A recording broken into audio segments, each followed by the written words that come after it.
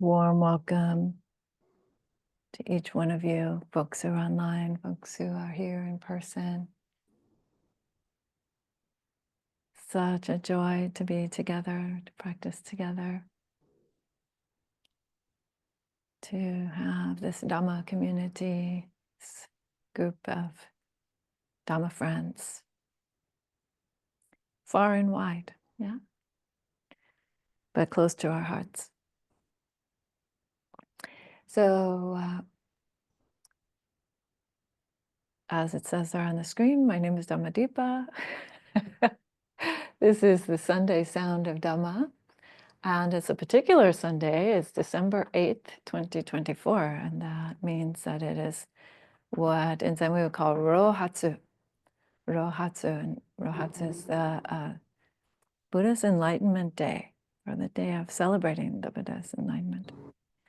And I'll say much more about that in a bit. But just first, a couple of other announcements. So our virtual art tours will be starting a week from today, Sunday, December 15th at 6 p.m. Eastern Time is our first one. It'll be a virtual tour of the British Museum in London and their Buddhist art collection.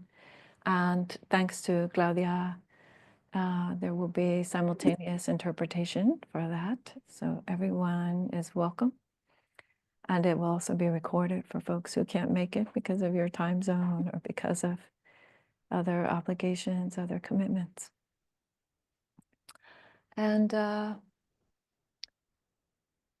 yeah. So we'll, as usual, have about a 10 or 15-minute guided meditation. And then I'll give a Dhamma reflection. And then there will be time for comments or questions. And we're going to do a special dedication of merit this at the end today for Olivia's mom, who passed away just a couple of hours ago. So, but for now, I'm going to go ahead and begin. We're just going to do a very, very simple, not necessarily easy, but simple meditation on mindfulness of breathing. And just a reminder that if you feel any kind of tightness or need to control the breath, then it can be helpful to just observe the breath in the lower abdomen, the kind of echo of the breath that we feel in movement in the lower abdomen. Because there's really no need to make anything happen at all. All day long, the breath is taking care of you when you're not watching. So it's okay to let the breath take care of you when you are watching. Yeah. So you might just begin with some gentle movement.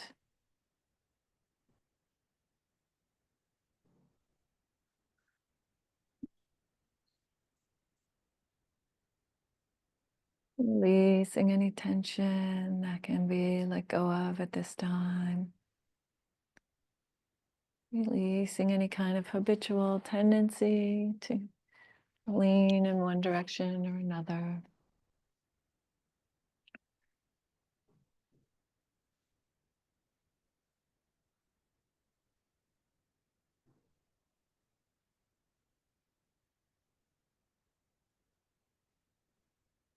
And allowing the body to come into an upright position.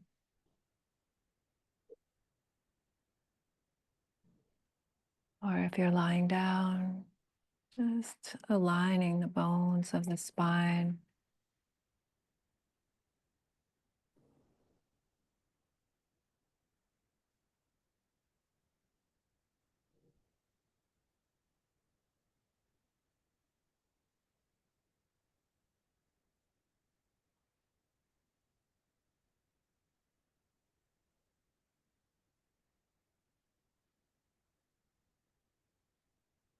Relaxing the belly. And really allowing the body to settle right here, right now.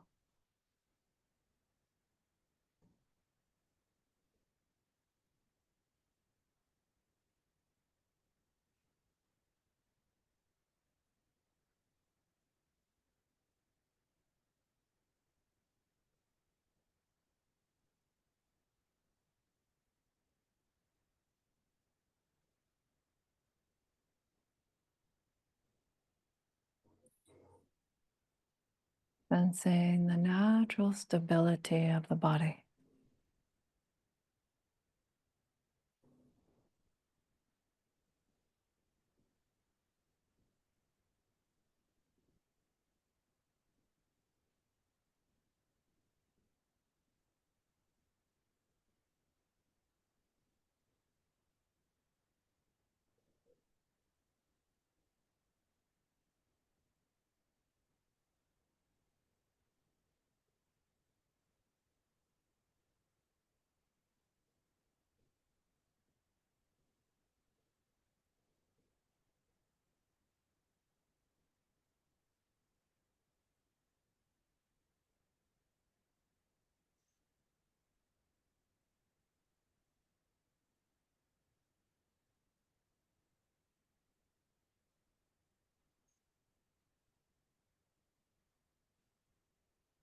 All sorts of thoughts and sensations come and go. And you can just rest the mind on the sensations of the breath, wherever you feel them in your body.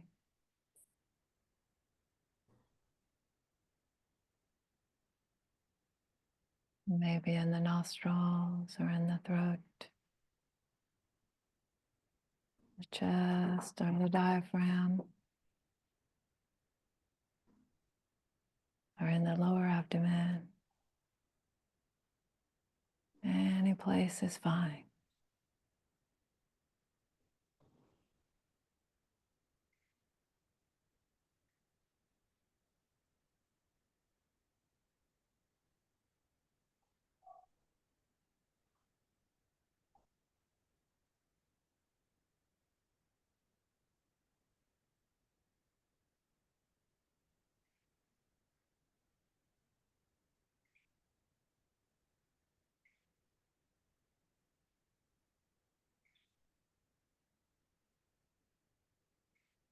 Just becoming aware of which is an in-breath and which is an out-breath. Just aware.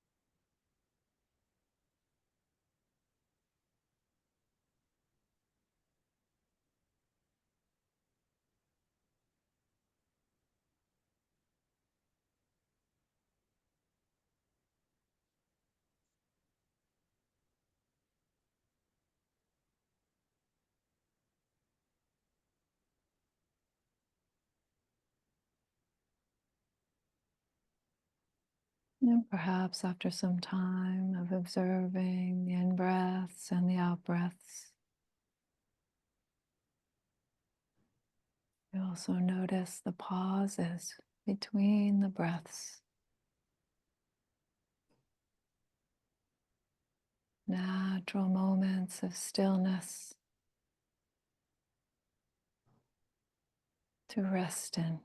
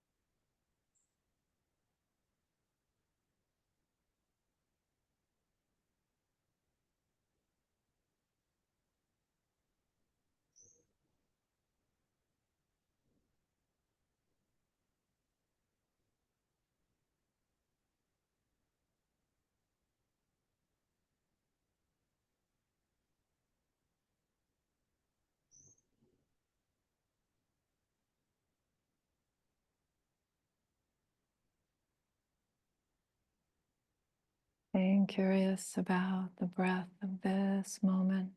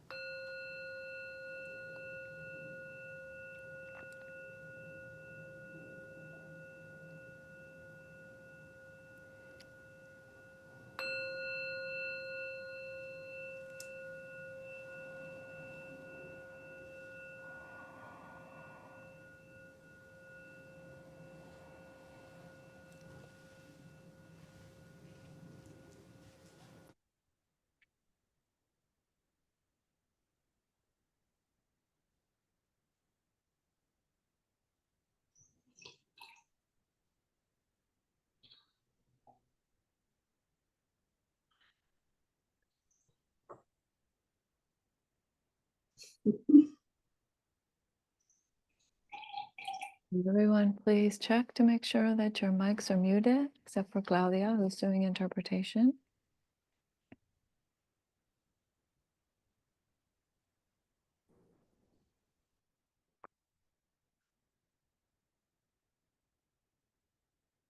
Beautiful. So if you have any questions or reflections about the meditation, then we can take those toward the end after the Dhamma talk. And I'll begin as usual with the homage to the Buddha and the Triple Gem. And if you know it, you're welcome to chant along with your mics muted.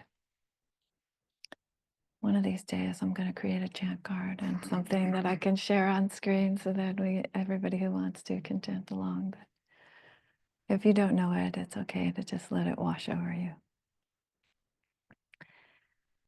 Namo tassa bhagavato arahato samma sambuddhassa.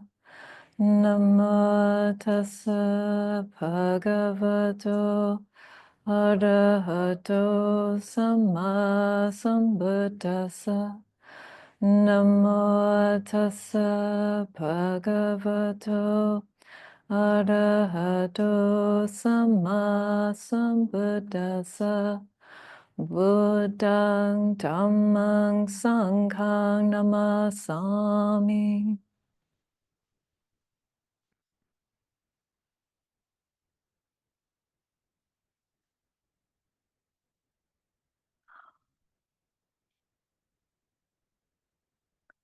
Today is the day on which we celebrate the Buddha's enlightenment, his complete awakening to the end of all suffering. I haven't been this excited in a long time. I can feel the adrenaline in my body, the uplift. And wow, what a wonderful legacy for humanity. So anyway, so I didn't want to just be effusive. I want to give a talk today about what happened on the night of the Buddha's awakening, the way that he describes what happened, what he observed, what he learned on that night. And so it's okay if you weren't here last week, but last week I spoke a little bit about the Buddha's path toward this evening of awakening, his various, his leaving his lay life in this very wealthy ruling clan of Magadha, and then going through learning deep forms of meditation, going through these very harsh ascetic practices, and ultimately deciding that joy was a key ingredient on the path of awakening, and that would help to unlock something for him. And that's what it means to be a Buddha. I mean, the way that he describes it later is that there were Buddhas in other realms of existence, in other eons before him, that he's actually one, the 28th in the lineage of the Buddhas that he was aware of. But that the way that it works is that in a particular realm, in a particular eon, a very, very, very, very long period of time, when there is no one who has discovered the way to awakening, then someone does that. And that first person is the original Buddha, the original teacher of that, the rest of that eon and the rest of that realm's existence.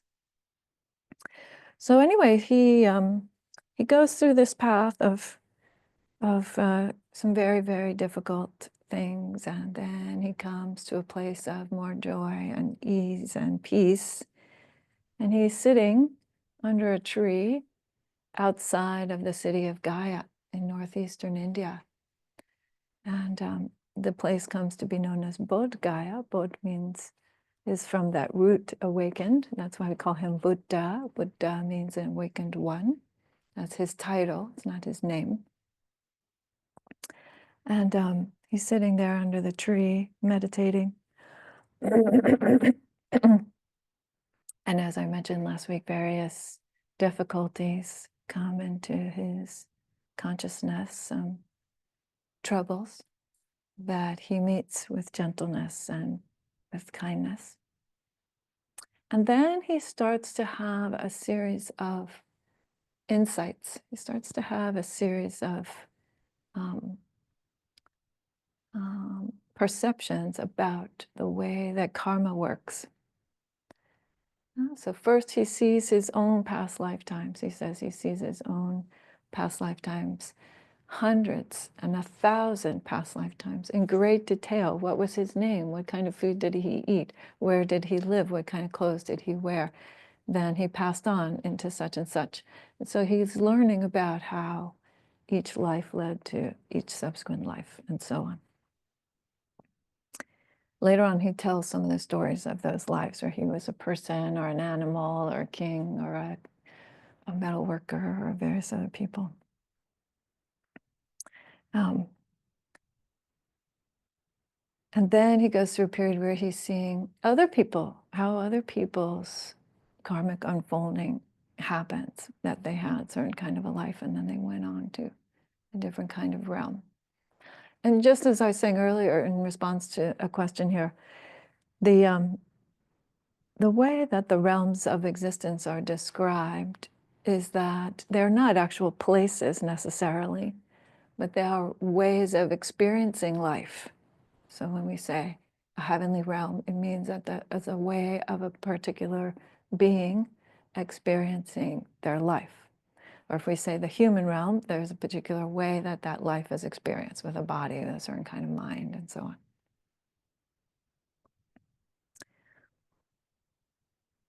So then, though, the key part comes, because all of that is actually very important knowledge for him, very important learning, again, about how this function of karma works.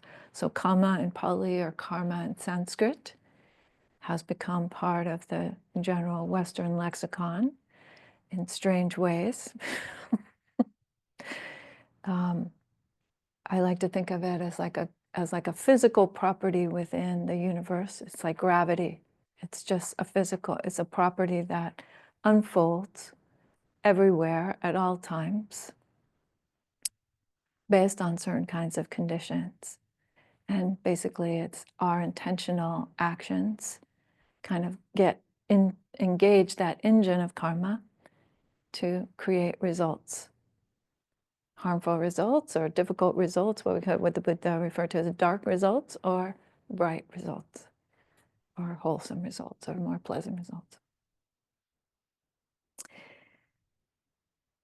So all of that is important information for him, but the key to unlocking suffering still hasn't come. And that key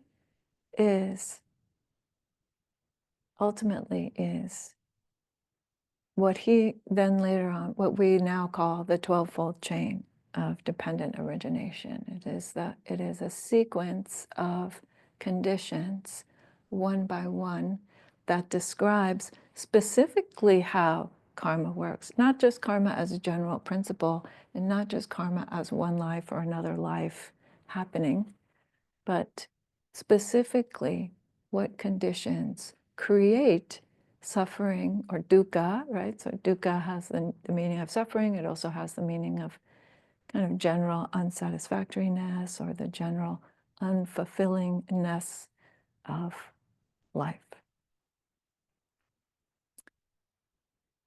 And so he talks about various conditions and how they lead to dukkha over and over and over again in this kind of cycle. But he says there are two places where the chain can be broken. And that's really what I want to focus on today. Two places where the chain can be broken. So I'm going to bring up a little graphic because it's easier for us to have a visual to see what we mean by the chain here. And let's see if we can make that a whole lot bigger. Okay, there we go.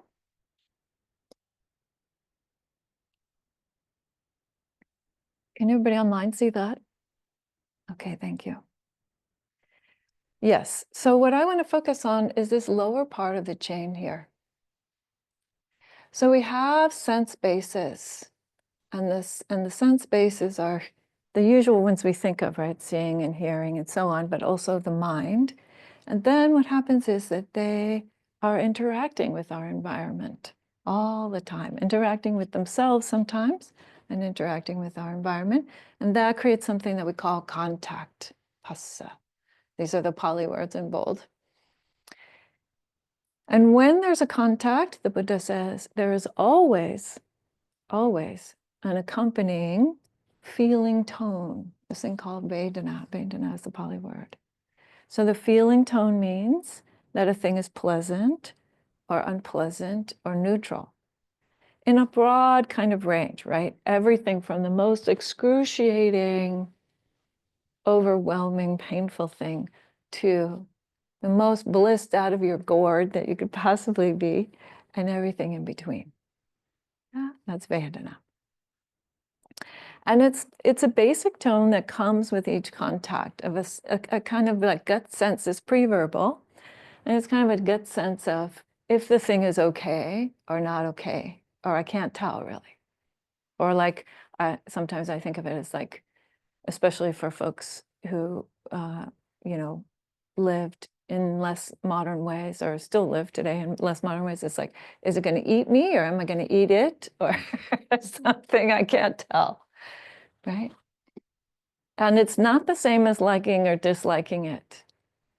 So like for some people in my family, especially, I'm a Colombian, I have a Colombian family and Latina by heritage, and some folks in my family really like spicy food, right? So spicy food, if you think about what it is an unpleasant feeling in your mouth, right? That burning feeling.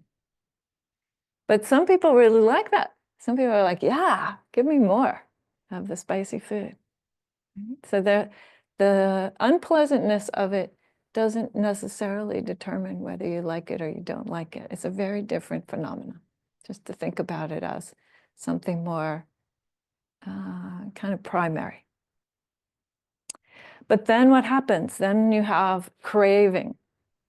So now craving involves both wanting things and also rejecting things, actually, this quality of craving.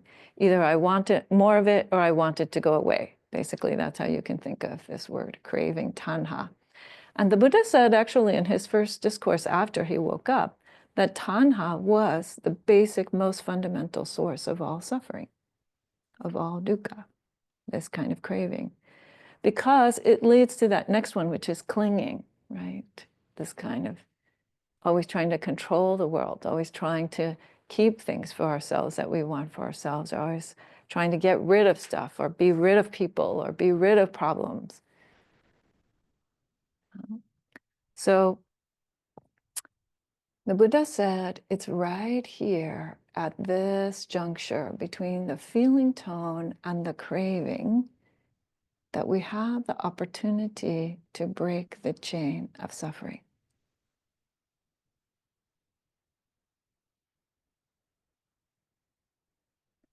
Because we don't have to move into that next thing of craving.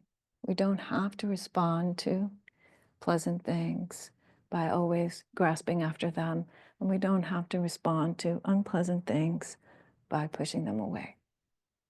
And we don't have to respond to neutral things by ignoring them. So the Buddha said, generally, and again, these are generalizations, and he acknowledged that it's not always like that, but generally speaking, with neutral things, we want to ignore them. We just kind of blow them off because they don't really affirm our sense of self. We can't say, oh, I'm a person that likes that or doesn't like that. Well, you can't tell because it's neutral, right?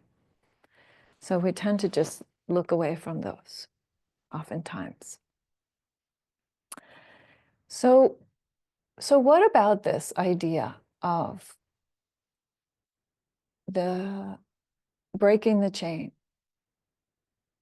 Huh? So I want to tell you a story, and some of you have heard this story before, and as my good friend Elizabeth says, es bueno repetir. It's good to repeat our lessons so that we really learn them and we really experience them and live from that place.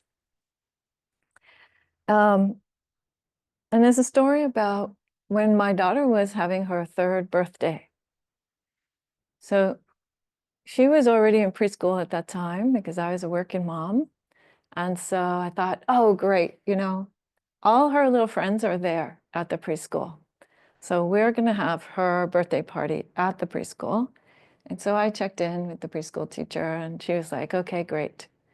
You come, at lunchtime or after lunchtime, and we'll have a little party for the kids. So great. So I leave work at lunch. I run over to the ice cream store, and I buy a little individual ice cream for each kid and a little bag of sprinkles. And we're going to have an ice cream party.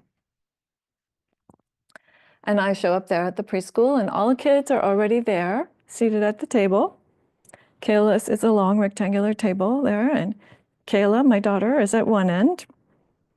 And then all the kids lined up, and then at the other end of the table is this little boy that I used to call her hugging buddy.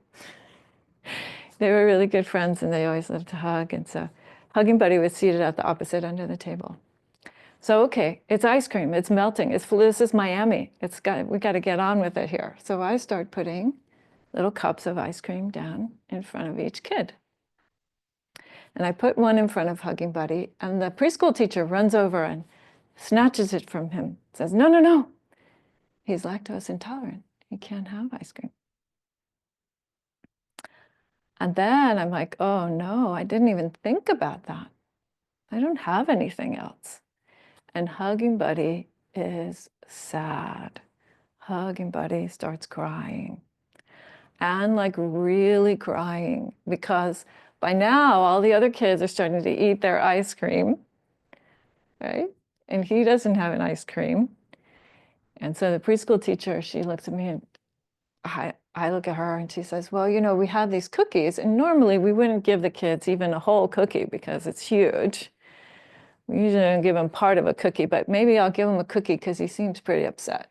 So, okay, she runs, gets this huge cookie, like almost the size of his face, right? And she puts this cookie down in front of Hugging Buddy. And what happens? Nothing. Hugging Buddy is not having any of it. He is still really, really sad and upset that he doesn't have an ice cream. Because the poor little guy, he doesn't know. He doesn't understand what lactose intolerant means. And all he knows is 1 minute he had an ice cream, and the next minute he doesn't have an ice cream. Right? And everybody else has an ice cream, and he doesn't have an ice cream. Mm-hmm. So he's understandably upset. But we don't have, we don't know what else to do. So he's still crying. The kids are still eating their ice creams. And so the preschool teacher says to me, another cookie? I'm like, I don't know. I have no idea. If you think that'll work, then by all means, let's give him another one of these giant cookies and see what happens. So she runs back to the back and gets a cookie again. And she puts a second huge cookie down in front of Hugging Buddy.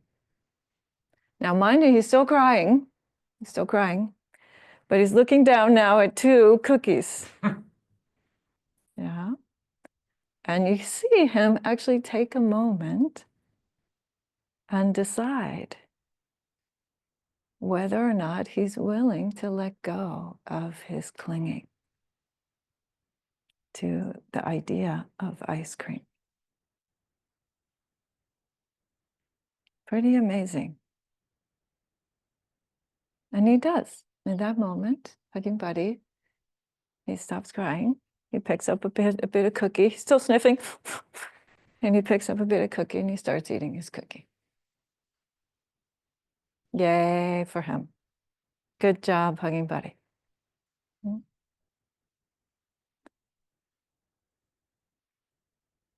And this has stuck in my memory all of these years. And my daughter's 34. So this is quite a long time ago. And this has really been memorable for me because of that whole process. There's so many lessons here, right? So first of all, the Vedana, he has a positive Vedana. He has a positive feeling tone about ice cream, even though it's harmful for him,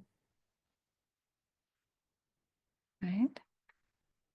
Now, he's a little boy and he doesn't understand what lactose intolerance means. But even if he knew, I know adults who are lactose intolerant who still have a positive association about ice cream, right? They still have that positive Vedana. And that might happen to any of us, right? We have to give up coffee or sugar, or we decide we're going to stop doing some activity that, our body won't handle anymore, or whatever.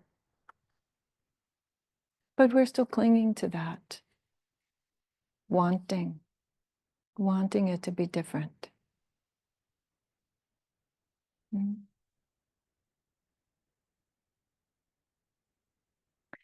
And then there's the aspect of the choice. The choice to cling or not to cling. The choice to actually see what's right in front of you.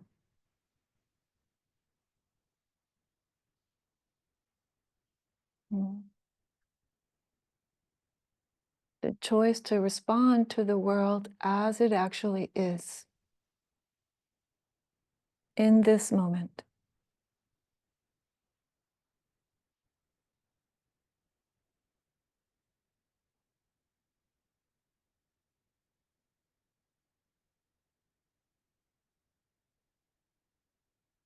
Not demanding that it be some way that it isn't, or that it can't even actually be.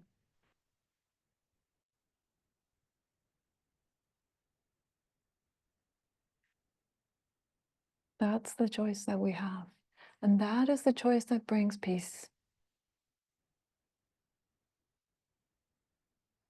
It might not maximize your joy in that moment. It might not be exactly how you envisioned it. In fact, I would tell you that it's very unlikely that it will be exactly how you envisioned it. That's not how life works. But when we make the choice to live in harmony with the way that the world is, we will experience peace.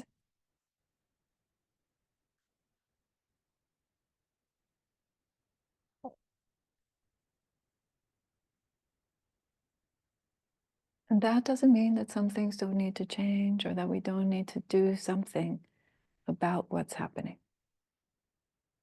But it does mean that we have to start and live and respond from the place of acceptance.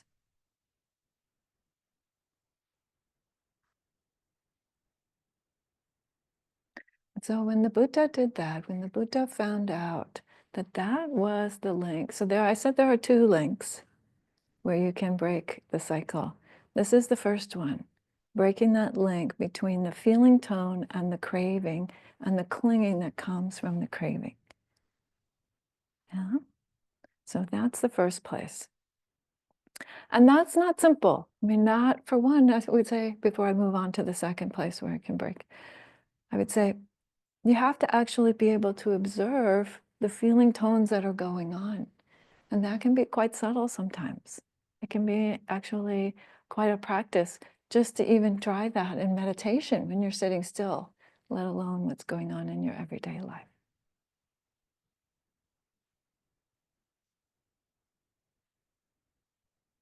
So it's a practice that asks us to be mindful, to stay close to experience, stay close to those points of contact.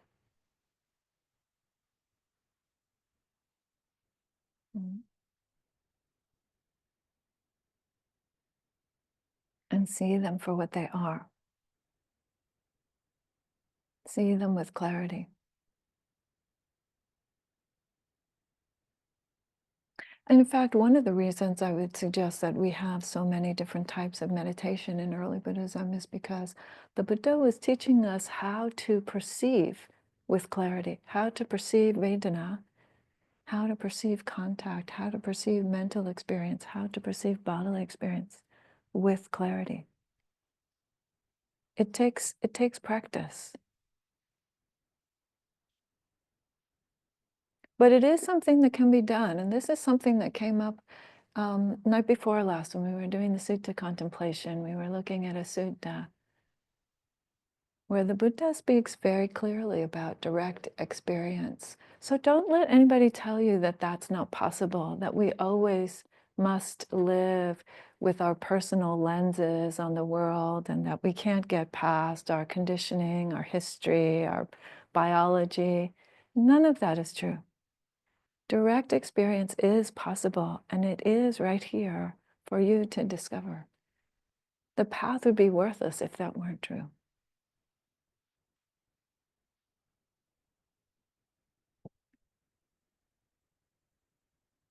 But then we get to the second link. And so what is the second link? The second place where the chain can be broken is at the chain, the link of ignorance. So ignorance is actually the first link or the first condition that the Buddha speaks about. And he says, when there is ignorance, then we have sankhara. And sankhara can be understood in this situation as meaning our responses or reactions to the world. So when we're ignorant, when we're not clear about how things actually work, then our responses and our reactions are not in harmony, right? Are not actually perfectly aligned with that, are constantly resisting that.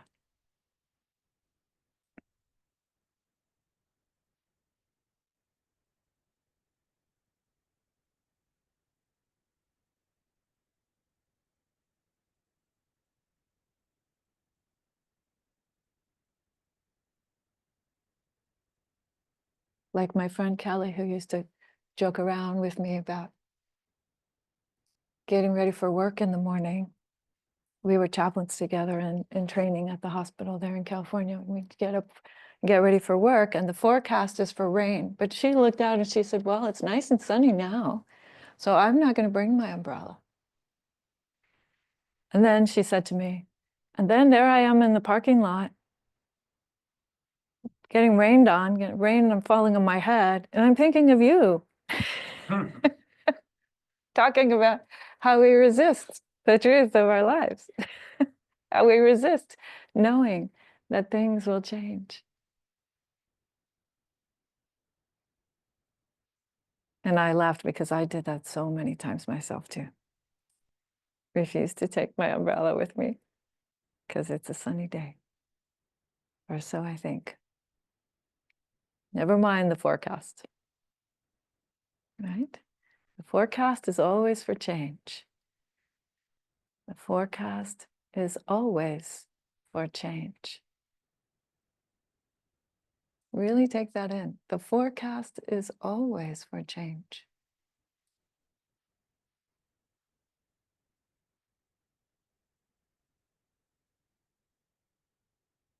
So that other place is ignorance. So when we become experienced in the truth of how our lives actually work, how these bodies and minds actually work, then it's so obvious. It is impossible to resist it. This is how it works.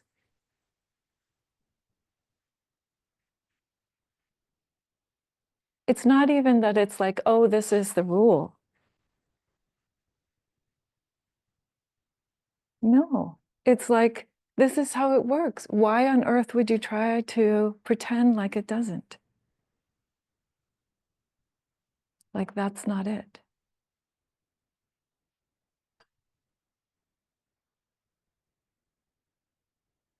And so, like the Buddha, having seen that, you can walk in harmony with the way that things actually are.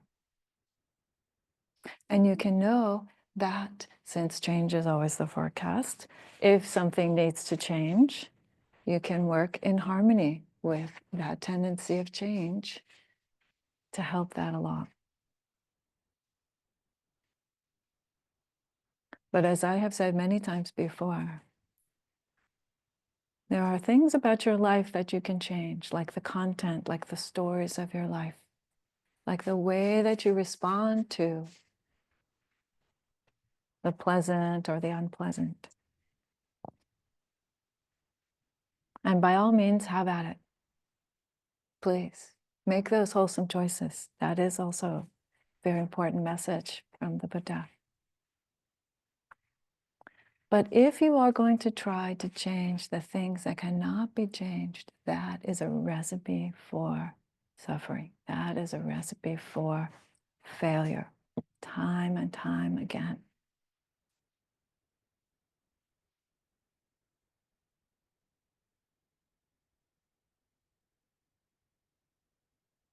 So don't resist change if that's what needs to happen, if that's what is happening.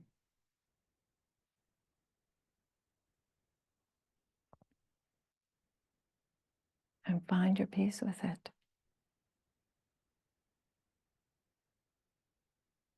Because that freedom is yours.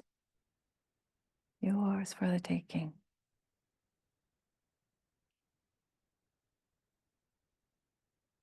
Yours to choose.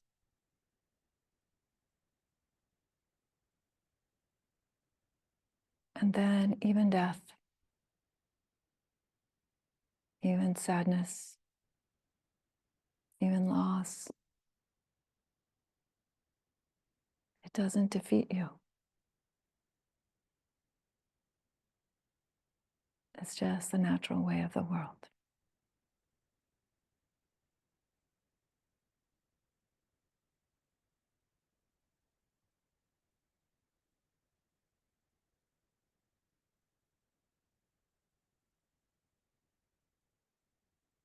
So then you can be, as the Buddha says in the Dhammapada, we walk in peace among those who are without peace.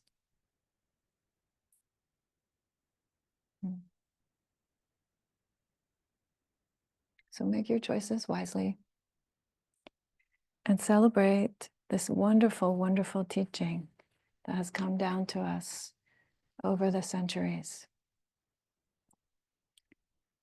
Thousands of years later, we are so fortunate.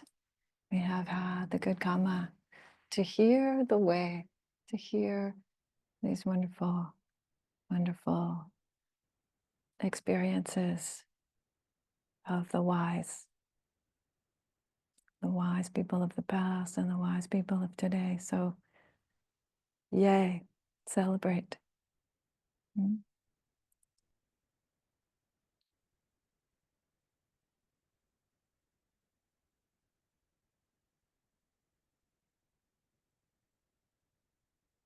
The Buddha had great faith in you. After his awakening, he spent 45 years walking around telling everybody who would listen to him, this is how to do it. Not, I'm the only person who could do it. No, everybody can do it. You're not special by being the exception. Right? You're not the exception to that rule.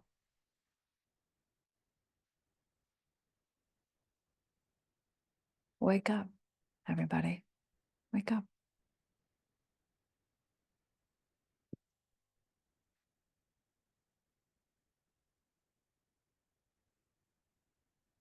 Okay, so I talked for a long time, and that means we have about 5 minutes for any kind of questions or reflections or comments. And then, as I said, we're going to do a special dedication of merit, a special chanting for Olivia's mom, who passed away today.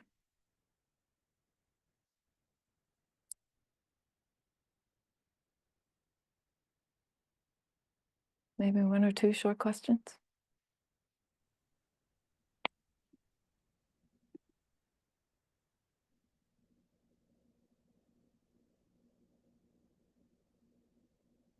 Oh, you got a cat. Oh. Yes, Nino is the Vihara cat. He's the newest resident here. He's a people cat. He loves to say hello and make people laugh and distract you from your meditation. Try to distract you from your meditation. Oh. Now he went upstairs. He doesn't want to be talked about. Any other comments or questions besides the cat? Yes, Deborah here. That's just a comment about I, like many people who come to Buddhism, I was raised in a different religious tradition, and this teaching, just especially toward the end, it just reminds me so much of the Serenity Prayer. Grant me the strength to change the things I can, the ability to let go of the things I cannot change, and the wisdom to know the difference. And it seems that Buddhism really, at least for me, it's helped on that wisdom side. You know, how to know what we can let go of at that, making that break and achieving that serenity or peace. Yes. Yes. Yeah, I would agree. I think it's very much aligned with that. Yeah.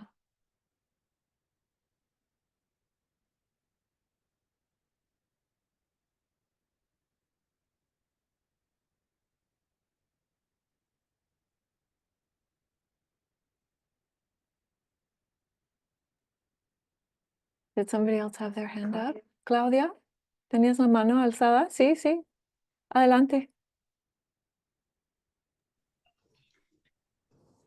Maestra, yo quiero preguntar cómo Buda, bueno, Siddhartha, teniéndolo todo, ¿no?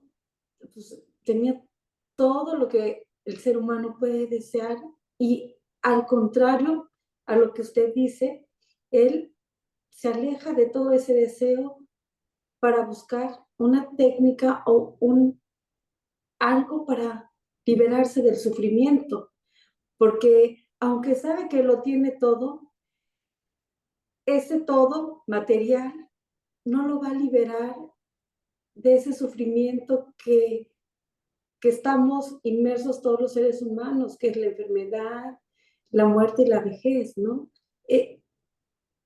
Y en su búsqueda de él, con todas esas enseñanzas, esa travesía hasta que llega al árbol, ¿cómo es que él sabe que ya llegó? ¿Cómo él sabe que ya despertó? Muy buena pregunta. Entonces, voy a dejar que Claudia traduzca para ti porque voy a contestar en inglés. Okay, and so for the people in English, Claudia says, how is it that the Buddha, who started out in life having everything that people could possibly want, right? It said that he had, you know, like innumerable number of elephants, which you might compare to like Ferraris, you know. And he had all of his things,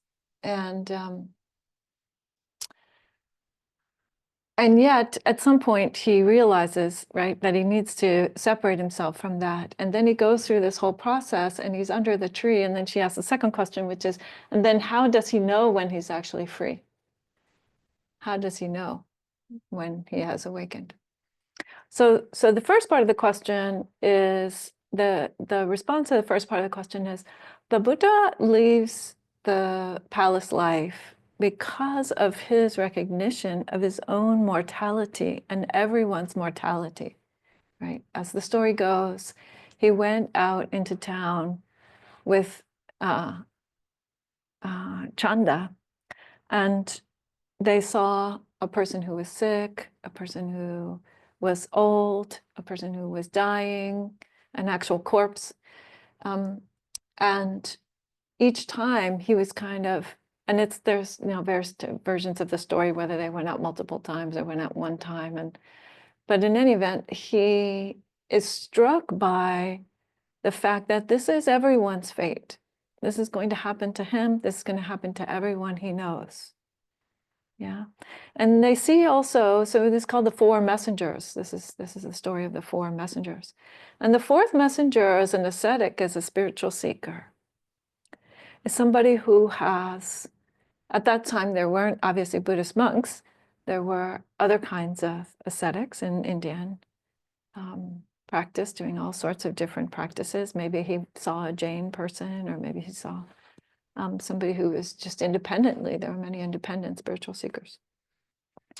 But he saw that person sort of grappling as someone who was grappling in a different way who wasn't ignoring the fact that death was going to come. And so that's why he decides to leave the palace to pursue that type of a life.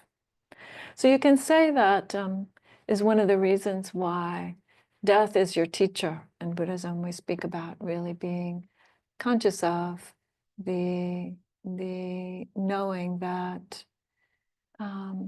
that death is just as much of a teaching as life, and that our ability to see that moment of transition as something that can motivate us to be really thoughtful about what we're putting into the stream of consciousness up until that point. That's a very, very good way to approach it. So that's one side. That's his leaving side. Then the awakening side is another very interesting piece, right? So how do we know when we're awakened?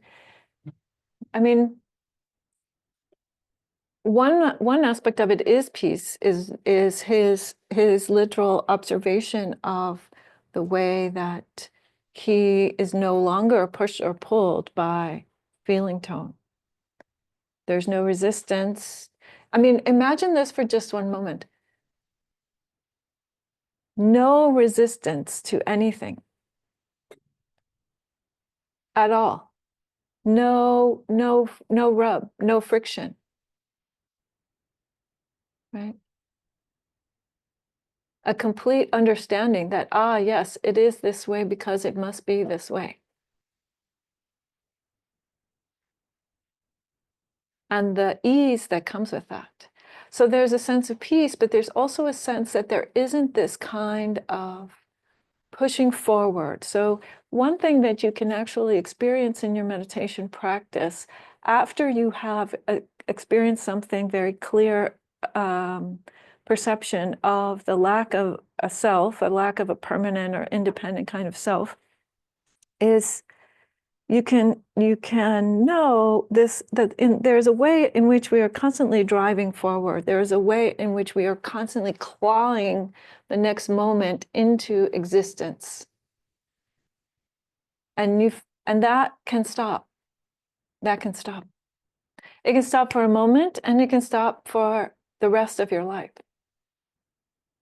And that's how you know. And people can get confused. I will say this also. The most common thing that I see is people who think that they're further along on the path than they actually are. That's a very common mistake. And it is because you mistake temporary qualities of peace in the mind with actually being able to meet all conditions. So what happens to those folks oftentimes is that they then meet a condition that causes suffering in them, and they go, oh, I see, that I wasn't actually quite done. But until that moment comes, especially if you're kind of, in a lot of seclusion, for example, then you might think, oh yeah, it's all good, right? Like I often tell the joke about this person who was practicing establishing patience in a cave, right? So there's this guy, he goes away to a cave for like 10 years, and he's out there, perfecting the quality of patience, kshanti, which is said to be one of the perfections or the highest qualities, the paramis. And somebody walks by and she says to him, hey, what are you doing in there? And he says, I'm perfecting the quality of patience. And she says, well, what good is that? And he goes, get the hell out of here. Right, you're perfecting the quality of patience, are you? You thought you were, until the rubber hits the road, right? Until that particular condition shows up. So this is why the Bodhisattva path is a path of engagement, right? The Buddha gets up off of his seat and he goes and engages with the world from that place of absolute peace, time and time again. So now I'm over my time, and so I just want to end by returning to what I had promised there with Olivia. So first of all, wonderful to have you all here, folks in person and folks online. And so Olivia's mom has passed away earlier this morning. And Olivia, I just want to say, I'm sorry for your loss. I know that it's painful. And I've been sending her metta for a while now, and sending you and your whole family metta. So we'll keep doing lots of that. But I also want to dedicate the merits of our practice this day to a peaceful passage for Petra Weber, that she might have ease and release at this time of transition, that her karma might resolve into a more favorable rebirth, that she would be carried by the love in her life, this life that she had, that she gave, and by the blessings that we send her at this time. May she find ultimate peace and full awakening. For Petra Weber. Kanzeo namu batuyo batu inyo batu enbu poso enjo rakuga jojo nen kanzeon bonen kanzeon nen ju shinki nen furi shin kanzeon namu batuyo batu inyo batu enbu poso enjo rakuga jo Jonen kanzeon, bonen kanzeon, nennen yushinki, nennen furi shin kanzeon, namu butsuyo butsuin, yo butsuen buboso en jo rakugajo. Jonen kanzeon, bonen kanzeon, nennen yushinki, nennen furi shin. May Petra Weber be at peace. May she have a favorable rebirth. May she be carried by the Buddhas, the Dhamma, and the Sangha, and all her wonderful, beneficial aspirations. Jiho san shi shifu shi son bu sa mo ko sa mo ko hoja odo mi.